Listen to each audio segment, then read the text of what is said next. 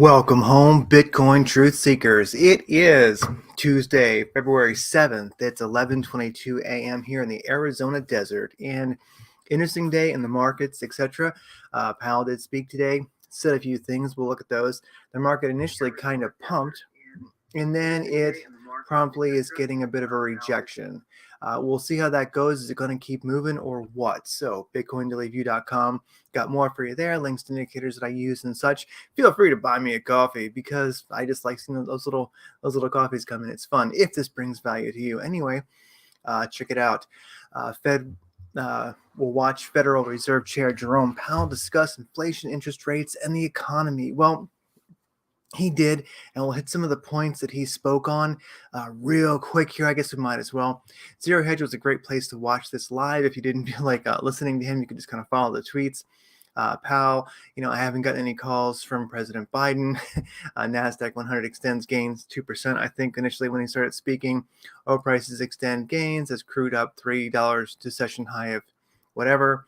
Powell, Fed system institutionalizes diversity of thought. What? Powell, Congress needs to raise the debt ceiling in a timely fashion, which they will. We are in the process of shrinking our balance sheet actively or passively, I should say. Powell, shortage of workers feels more structural than cyclical, whatever the crap that means. Anyway, anything else? Powell had his chance to reverse the dovish sentiment from sentiment post FOMC, didn't take it. Powell probably need to do further interest rate increases. Powell, on same data we get it just the night before, but it's only me. What does that mean? I don't know. This inflationary process will probably be bumpy. Okay. And we go right into it. Powell, this inflationary process has started in goods sector. Anyway, that was about it. Okay. There you go. Anyway, that's kind of what I can tell you about it. I must admit, I just followed it on Zero Hedge, watching the tweets. I didn't really listen to them. So anyway, but that is done. It is over. He spoke, and we had an initial boost in the market, but it doesn't seem to be lasting. Now let's see how it kind of rolls. Looking at the crypto universe in squares. In general, it was red and green today. It got greener when Powell was speaking. Now it's starting to trend more towards green and red again. Definitely some players are moving pretty strongly. Looking at Bitcoin trading volume last 24 hours, 10 billion up from 8 billion or so this morning. So 2 billion since FOMC, or is it not FOMC, but since Powell spoke, like 2 billion in the last hour or so.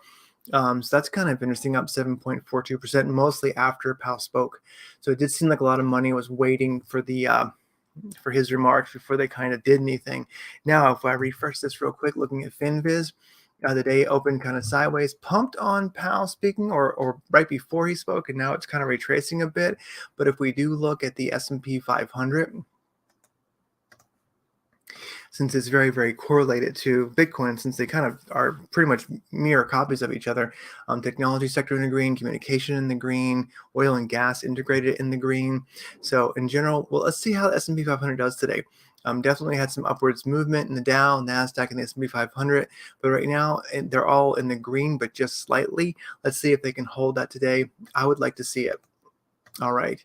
Now, article from Zero Hedge earlier before Powell was speaking. Futures raised ahead of key Powell's speech, and they broke it down tremendously. Oh my gosh, forever and ever. This was a long article, but in general, yes, futures were positive before Powell's speech. So, how'd that kind of play out? Well, let's look at the DXY. DXY today, dollar strength index. It's been on a bit of a downwards channel for a good while, since ultimately around like a February 11th of 2022. Really, that doesn't seem right. December, November. How's that? How can that be 11th of February? Anyway, never mind me. But this is a daily chart, right? Daily. Anyway, since November of last year. DXY has kind of been on a negative trend downwards with your typical channel-like pattern, but definitely we've been challenging the top of that pattern, challenging the downwards channel, I should say. We got above the 314 moving average of the day. Today is a bit of a red candle with a doji, kind of a small doji going on. Let's see how this plays out. You know, wait a second. Let me check all these ding dings I got going on here. Fed making it clear they will continue to raise rates. Okay, bonk. Let me fire that up. Someone just messaged me that Fed. Oh, here we go. Oh, this is cool. Some more stuff about the Fed. Oh my gosh, this is awesome. This is an amazing thread on what the Fed was talking about today. What Powell said. I will put this in the live chat here. This is rather powerful stuff. So if you, I'll look at this later. I will share it right now.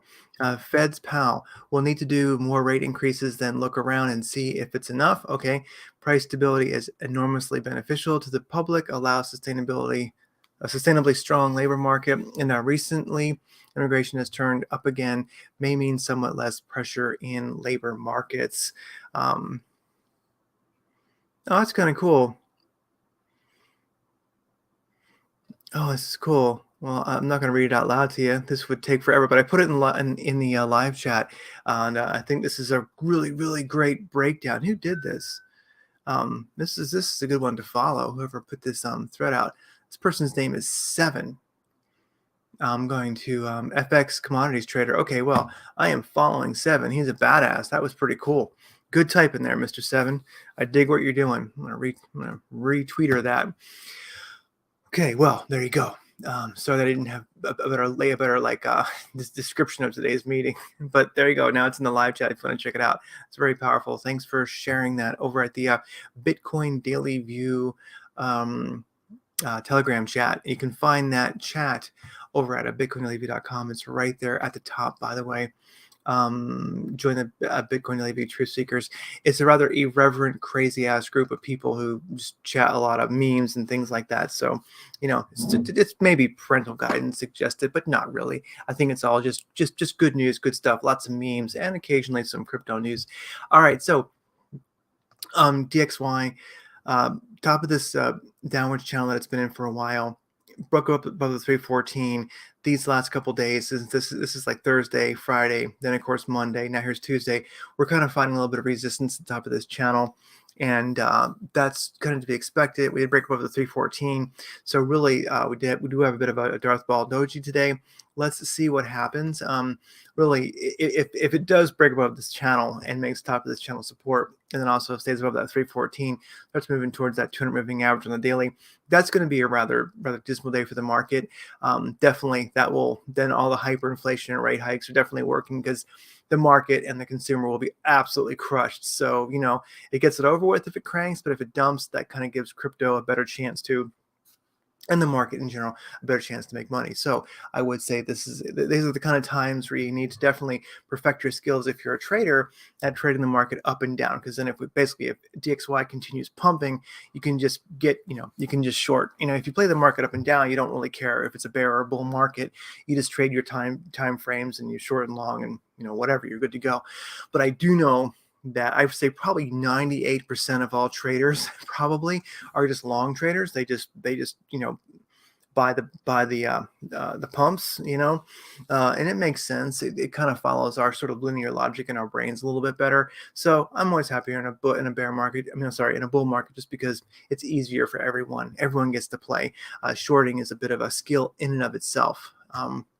Anyway, looking at oil spot today, Monday it cranked and then today it cranked. So oil moving, commodity, good. S&P 500, it's bit not too much of a happy day. It tried to challenge the 314 moving average on the daily, got smacked down. Today it worked all the way to it and slightly above. Let's see if the S&P 500 can do today. Today is still slightly young. Let's see how that guy closes. If it doesn't break above the 314 moving average on the daily, Bitcoin probably will not either. And of course, what's this over here, down here in the bottom left-hand corner? That's Bitcoin. It's trying to break above that 314 moving average also. So if the S&P 500 can do it, I bet you Bitcoin can do it. So let's see what happens. I think a lot has to do with Powell's remarks may have been helpful.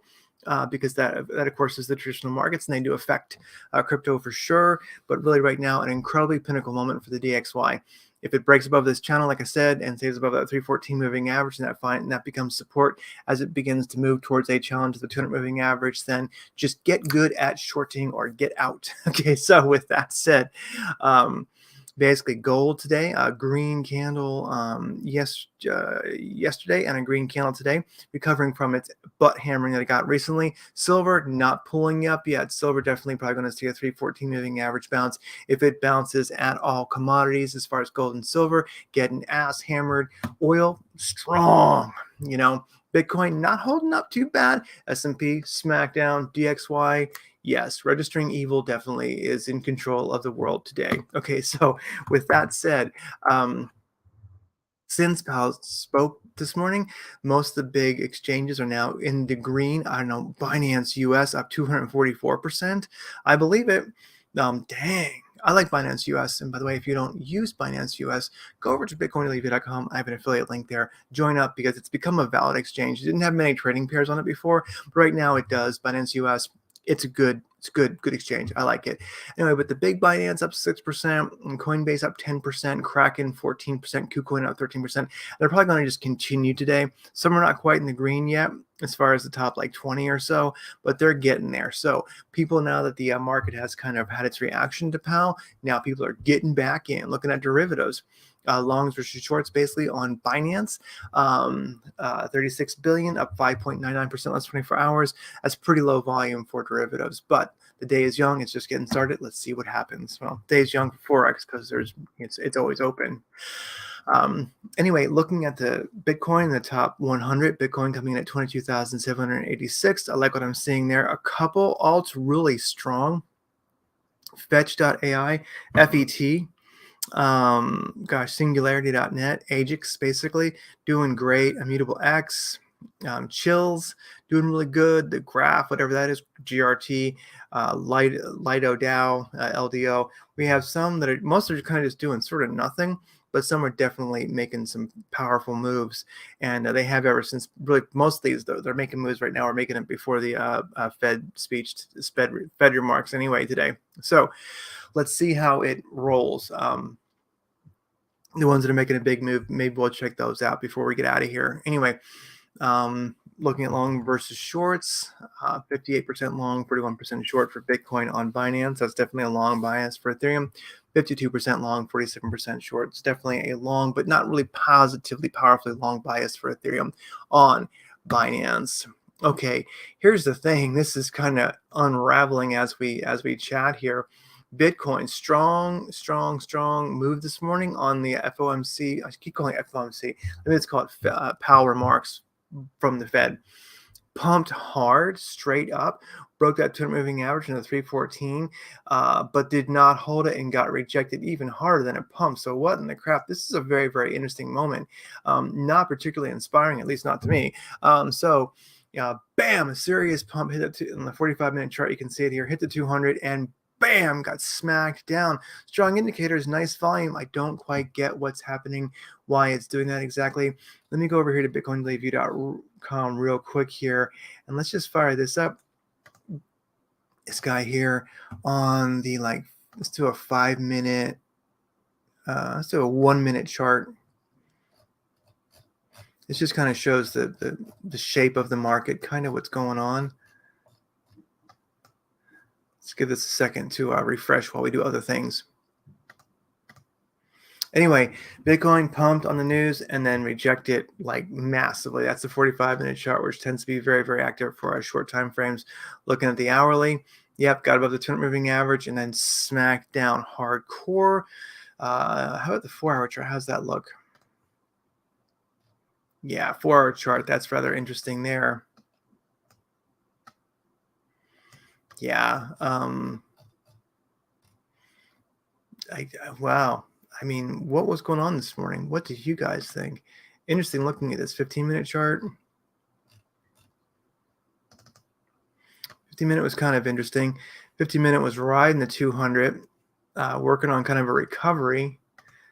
You can kind of see here where it's like kind of an uptrend. Pumped hard above the 10 moving average, hit the top of the ATR cave, basically. Got smacked down. Now it's making a correction from there. Maybe it's bouncing. That could be the case on the short time frame. You can see lots of volume that came in. This is accumulation of buy and sell, not just buy or sell. So these reds are not sell. They're culmination of buys and sells. So you can see a massive amount here on the 50-minute chart of traffic that came in. I should say volume. So definitely Bitcoin got crazy volatile. May it have pumped, got smacked down, and now it's moving back up from there. We'll see what happens. Good news, but then of course it got retraced pretty darn hard. So we'll have to really just watch this and see how it plays out. This is a lot of volatility. On the 15-minute chart here, if we can get back above the 200 and the 314, right around like let's just say 23,100, then we're going to be in a good spot. Really interesting volatility. Definitely looking at the 4-hour chart, look at the 45-minute chart, look at the hourly chart here, especially. Wow, you can definitely see the bulls and the bears were after each other. The bulls were like pump, bears were like no. Wow, far out move. That's just massive. Let's go back to here real quick and kind of see what we can. Sometimes this guy here has trouble refreshing. Come on.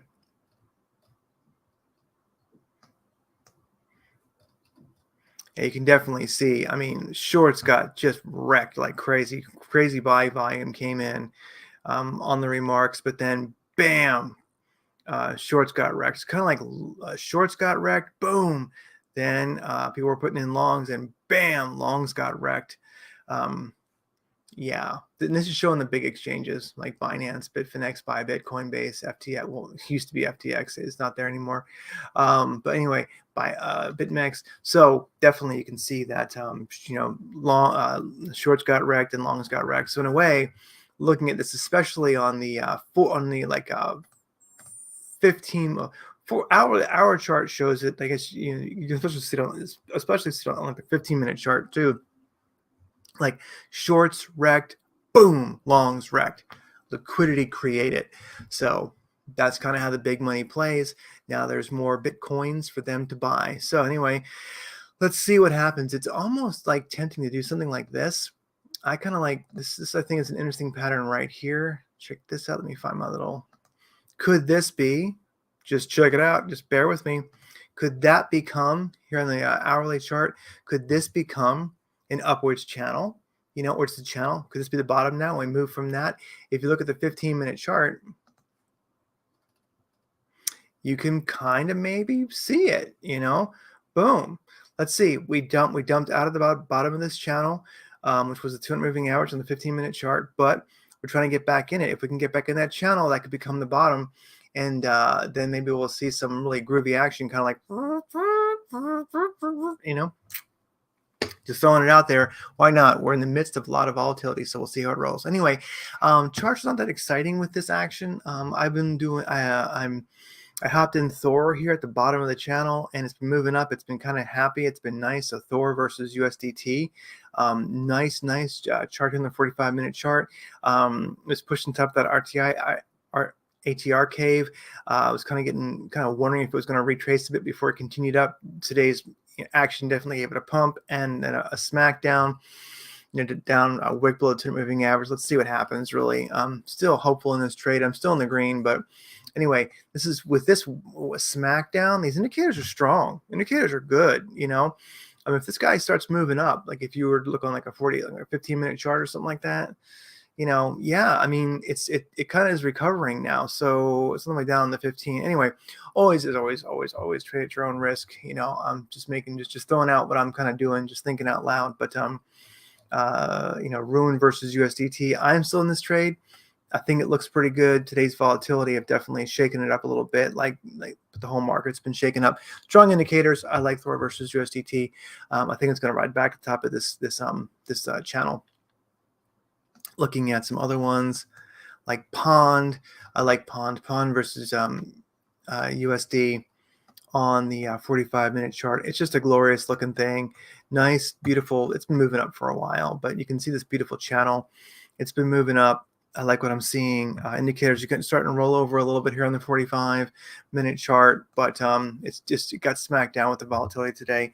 But I will say, if one sees this chart and they like it, they think that looks good. Well, it just took a little bit of a jump. Not a bad entry in my opinion. These indicators are still pretty strong. We definitely have some some volume. I kind of like that. That's been coming in recently, and it's trending up. It just took a hit. Directional index is kind of trailing down. So is the ADX. Squeeze indicator's looking good. I mean, let's look at a 4-hour chart. Yeah, I mean, it's still cruising pretty good. You know, I do like what I'm seeing there. Let's turn off the ATR zone.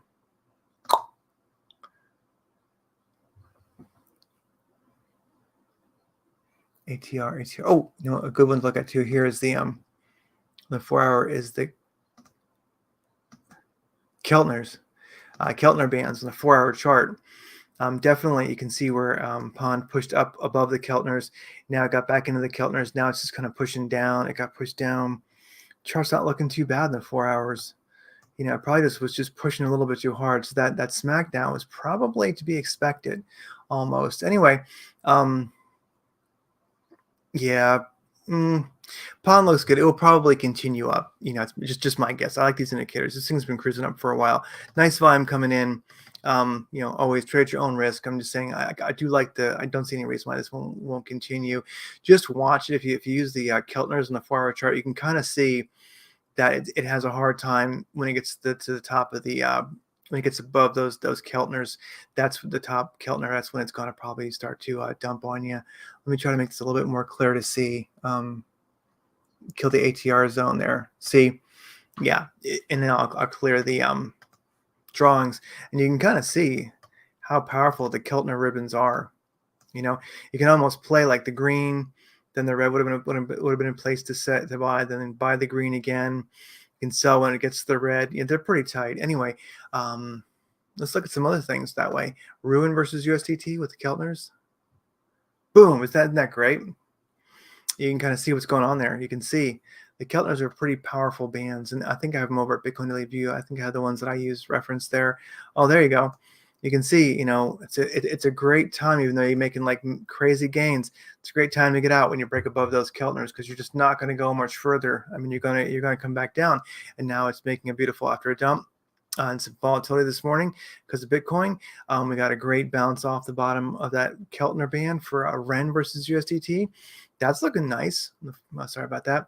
That's looking nice on the 4-hour chart. Look what I'm seeing there. Look at that. Whoa, beautiful upwards trend. You know, and now it's bouncing where you would expect it to bounce, and it'll probably move up back to the Keltner. Kava versus USDT. Oh, this one's beautiful. Look at that. Wow, look at that. Kava versus USD. It didn't dump with the market so much today. Anyway, got to the Keltners, comes down, gets into the buy Keltner zone. Now it's moving back up. How do the indicators look? It's probably just starting to get it's definitely squeezing indicators towards the negative. I'm going to watch this one. That's some serious nice upwards energons. Let's look at the hourly chart. Look at that, looking kind of beautiful. Coming off the bottom of those Keltners, moving back up, broke the moving average, came down, tested it. It reacted to the volatility this morning, of course, but indicators not looking too bad. Directional index is looking good. ADX is coming up. It's actually enough of those Keltners. They only really, for me, play powerfully on the 4-hour chart. Definitely is Kava. How's it going to handle that? I mean, Kava definitely could continue up. I like its indicators. It's out of the squeeze.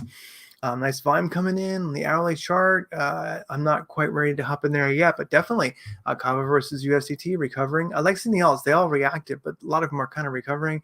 Mana, now you're not in a good spot. SNX, beautiful, beautiful.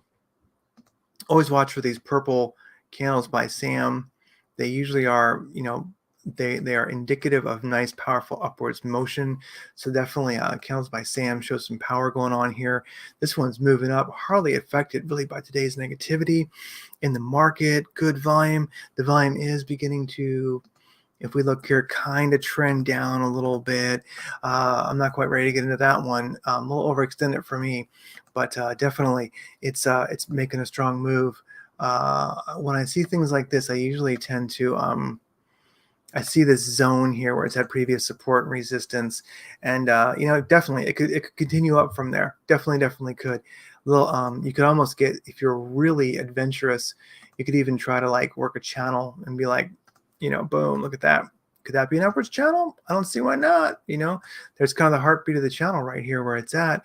You could do a Fibonacci sequence. Let's go here into the top. Let me get rid of this channel so it's easier to see. And, maybe we'll come down to the 236 fib level and then move up. But right now, anyone's guess. Little played. I would kind of expect SNX versus USDT to do something like this, where you're probably going to see a come down and then back up. So I kind of would imagine like a 236 or 382, bounce, maybe come down to the 618 and bounce, or just come down to like the 200 moving average there and bounce somewhere in there. So kind of waiting for a retrace on this one, but SNX versus USDT definitely one to watch. Definitely a player. ELF versus BTC for you BTC traders. Looking good. Nice move up. This guy's just getting ready. Watch out though, because we have a lot of previous support and resistance right here, so watch out. But it looks like it's kind of breaking above that. Squeeze indicators looking positive. Directional index is looking good. ADX is looking good. A little volume spurt here in the hour. With all today's volatility, things are a little hard to play, but definitely, it's kind of far from the moving 8 here on the hour. So this one's probably going to retrace a little bit, but definitely, I think ALF BTC is getting ready to run again. Bit versus USDT. Making a move off the 200 moving average, looking good. Indicators look okay. Anyway, I myself are going to give everything a little bit of time to settle here before I really want to get into trades. Clay LATC not looking great. Clay not looking great. ApeCoin not looking great. Let's look at some of the BTC trading pairs here. Just going to fire this up. I'll kind of keep it confidential there. Let's search by power, by gains. AGIX versus BTC. This thing is rocket ship to Pluto dumped this morning. This is kind of an interesting play right now because definitely this one, you can see the upwards channel. This one has been on fire. Bam, that thing is just insane. It's moving. Took a hit this morning. It's back to the green. Squeeze indicator has been going crazy. Directional index is good. Nice little volume spurts. Hourly candle. Wow. This one here, if you're very, very brave, AGIX versus BTC, it might just continue back to the top of this channel. Might be some good gains. Might retrace. That's a lot of power in that trade right there. FET versus BTC leveling off. Probably going to retrace a little bit. Ocean versus BTC has been a great trade recently. Pumped so hard recently. Dumped a bit. Didn't react too much to today's news. I'm kind of seeing a bit of a sideways or a retrace here. Just too pumped. It gets really hard to. I like getting into things when they break above, like way back here, rather than try to like guess how far they're going to go. But there you go. Just to go to show. See, ASTR versus BTC, mega pump, gave a bunch back, starting to trace again. Starting to move up again. Strong indicators. Massive volume came in. Beautiful purple candles by Sam. This one, ASTR versus BTC on the hourly. Wow. Let's look at this. Let's look at this on the 4-hour chart. Looking good. Gave some back on today's volatility. 4-hour chart shows the squeeze indicator and directional index and ADX and volume profile is looking pretty powerful. If we go down to the 45-minute, I like what I'm seeing.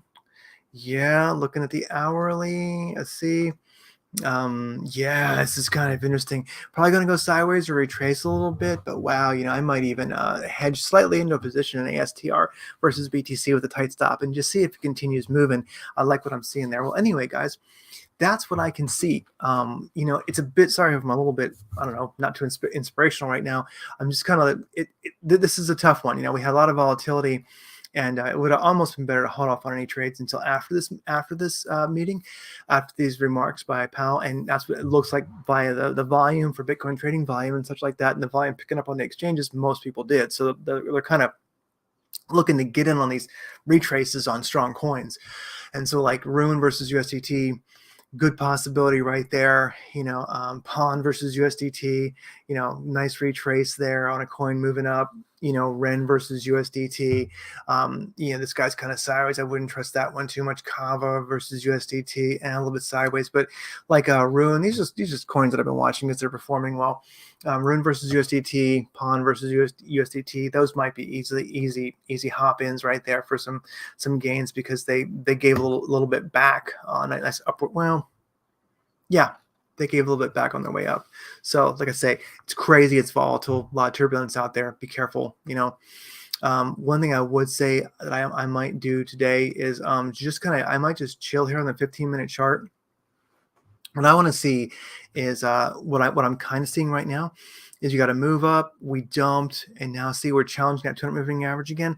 Let's get above that 200. Let's get above that 314 on the 15-minute chart, and have some strong indicators turning up here, which I think very well may happen. And that's going to be kind of confirmed right around 22,000. No, I'm sorry, right around 23,000, just around 23,000. Stay above 23,000, above that 15 minutes, 314, and you're good. Right now, I'm already getting some confidence. Look at this beautiful break of the 200 moving average. That's very powerful. And also, these little guys here, these blue. I'm sorry about that. These little guys here, these blue squares, those are 200 moving average crosses towards the upside. And as you collect those, which you can see we have been on the 4-hour chart, on the 15-minute chart, even with the crazy volatility recently, that tends to be rather bullish. So let's see what happens. We're already challenging the 200. If we don't get rejected, move up on the 15-minute chart, then break that 314, get back above 2,300. Bam! I think we're going to be in a nice groovy moment for things. If anyone can explain this volatility, I don't quite get why we pump so hard and then bam, get smacked down. All I can think is, the exchanges, the whales maybe doing some definite stop hunting. I do have a belief that they need liquidity to do the kind of OTCs they want to do for Bitcoin.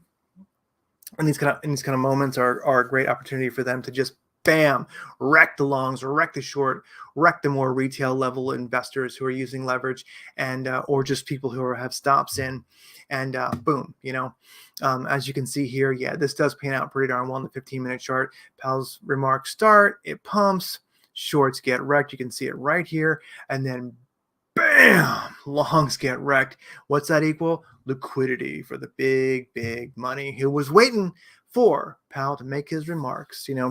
Wouldn't surprise me if they all probably made some dough. Let's see. Anyway, guys, let me take a look over here. All right. So started moving so slow. Anyway, ASTR versus BTC. Look at that. It's not far from the moving eight. Had some volatility. Gave a little bit back. I like these indicators. It's not so. You know what? How's this look? No guarantees on this one. But I think if we do look at a kind of an upwards channel, that's a pretty darn steep channel in a way. Maybe it's time for it to retrace. I don't know. I'm watching this one. ASTR versus BTC. That's on my watch list. I think this one could have some promise. All right, now that moment you've been waiting for, maybe. Here's some news, okay? Sorry, there's not a lot else. There's just way too much volatility. I would hold off. Like I say, watch BTC on the 15-minute chart. Make sure you find it to look strong before you start longing. I think that if we do get smacked down on the 15-minute chart here, if we don't get back above that 200 moving average, at least, and find support and start ranging between the 200 and the 314, or even better yet, break above both, get above that 314, find support right around 23,000.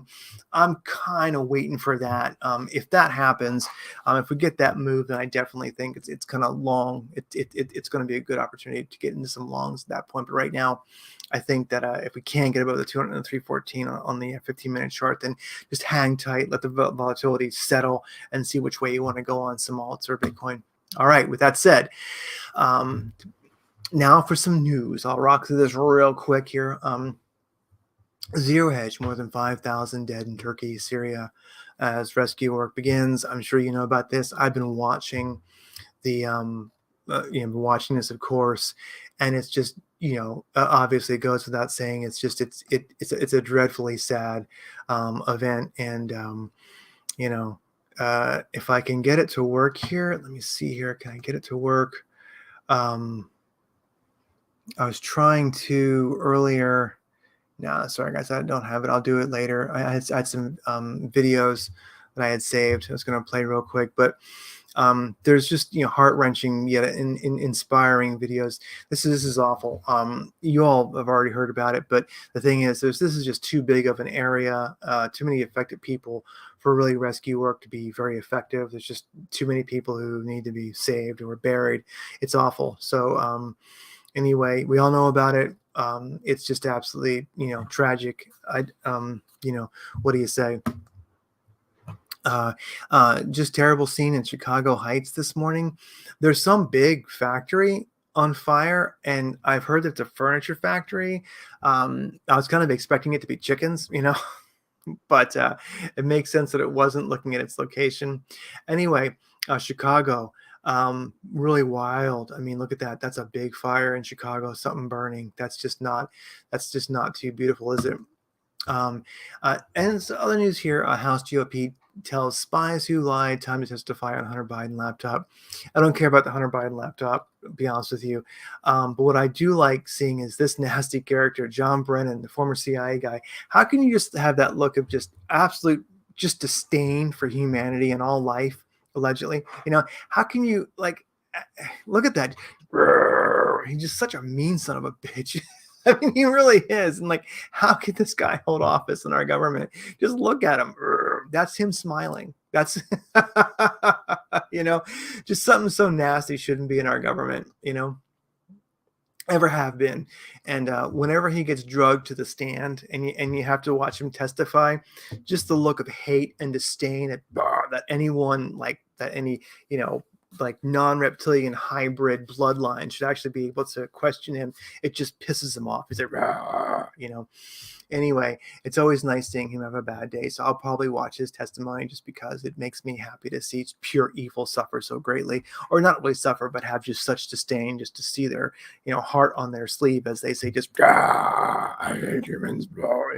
Anyway, India is making huge profits refining cheap Russian oil to sell to America and Europe. So India, Russia is selling plenty of oil to India. They are becoming more and more and more of a industrialized nation, which is cool because they actually really can use it. It works very well there. It helps people who are living in a lot of poverty and such have a better life.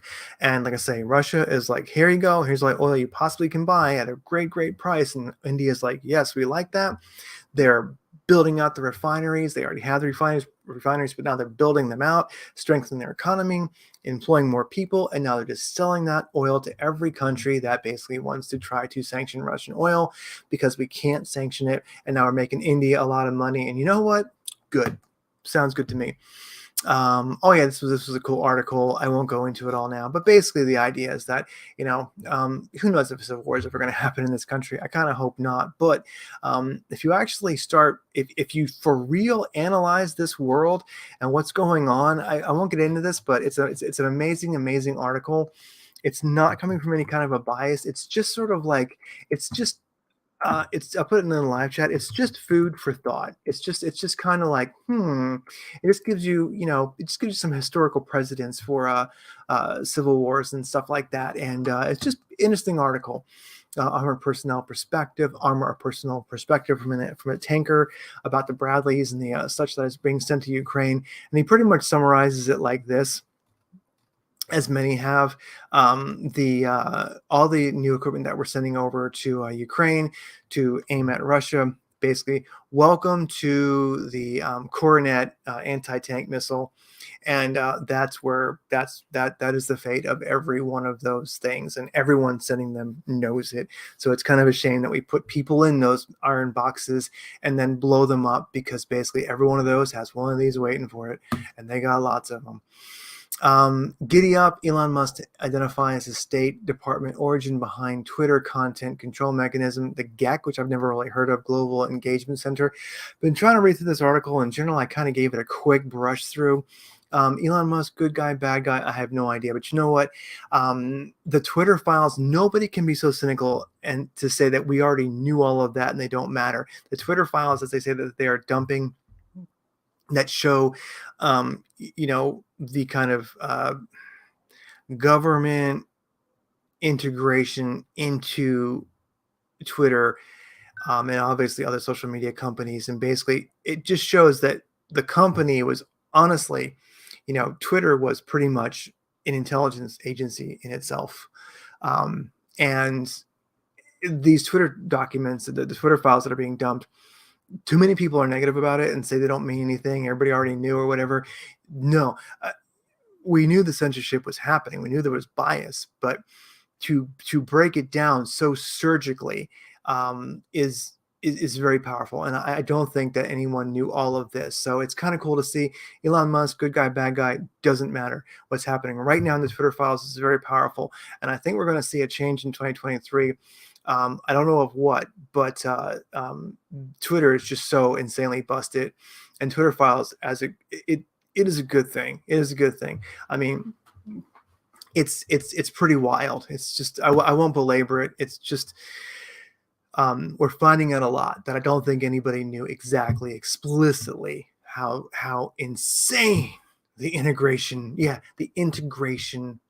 between intelligence agencies, government,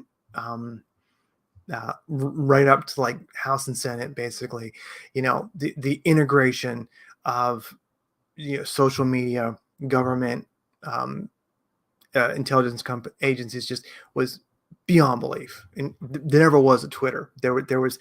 It should just be an acronym like TWR, like for Twitter or something. Anyway, I'm rambling, but like I say, it is amazing what is coming out, and I'll actually share this article too. It just goes to show that if you think you knew it all, you don't, because we're finding out things that definitely nobody knew. Maybe they knew on a high level, but when you get granular, that's wonderful. And that's why you see guys like Brennan, who is now testifying. Well, he'll be testifying, I have a feeling, allegedly over this stuff too, pretty soon. Will anything happen to the bulletproof level of the deep state? Probably not, but at least they'll give him a bad day having to testify. Anyway, dramatic footage reveals Boeing 737 tanker crash in Australia. It was putting out forest fires and it crashed, and that just sucks. These guys are badasses. They get in low, put those flaps down, punch it, dump stuff out on the fires. I mean, these are really badass pilots, and I always think that like the risk they're taking is just phenomenal. To put out a fire, that's some operator level flying, and it's really unfortunate. I mean, really, with the stresses they're putting on those planes, you would not want to be a passenger on that plane when it's coming down low and opening it up and dumping stuff out. It's got to be a wild friggin' ride. It's unfortunate when they don't make it. These are heroic flyers, and sorry. I hope that I don't know if the people in the plane, both pilots received minor injuries. Wow, look at that plane crash pictures. Department of Fire and Emergency Services released the latest images of the crash that happened yesterday afternoon. Both pilots received minor injuries. That's it. Oh, wow. Look at that. You can see from here, like the video, if it will actually play, it may not, but you can see that the aircraft is in one piece, at least the front, the cockpit there. Wow. Well, bless these hard ass badass flyers, man. If they actually crawl out of that thing, to live through that is an experience that not oftentimes probably happens. Anyway, I thought I'd share this with you. This is Viva and Barnes Sunday Night Live stream. Kind of wanted to turn people on to this. If you're interested in like a legal perspective, Barnes these guys Barnes is a constitutional lawyer. He takes on a lot of stuff for the better of humanity. Viva there, he's a cool character. They both have their own podcast. You'll find them a lot of places, but they get together and do these streams, and they're live when they stream it. You can watch it after a course. Definitely worth signing up for. If you would just like to know geopolitical and especially like legal within our country, legal analysis of things that are going on. These guys are just darn smart, and they give us an amazing, to me, a lot of hope for humanity, that relentlessly, in spite of everything going on in the world, there's a relentless good that will not quit, and I think that's wonderful. So they let you know what's happening in that battle of relentless good versus relentless evil. Okay, Seven, you're a badass. I shared this in the live chat. Definitely, these are the best. These are awesome breakdown points of what Powell was talking about. So, anyway, sorry, this was ridiculously long. Market very, very volatile right now. Maybe wait till it settles before you do any longs or shorts, because it's a bit crazy unless your time frames are pretty short and you're kind of a white knuckle trader, which many crypto traders are. With that said, remember, sorry, this was a long one, but for every Bitcoin Satoshi you own, it just states that you're an optimist. You believe in a beautiful sci-fi future for humanity. And every Bitcoin Satoshi that you stack, that you have, it punches disgusting old nasty globalists like Brennan, allegedly, in the nuts. I mean, just, it drags their ass to court one day, to answer for their evil shit. So with that said, take care. I'll see you tomorrow.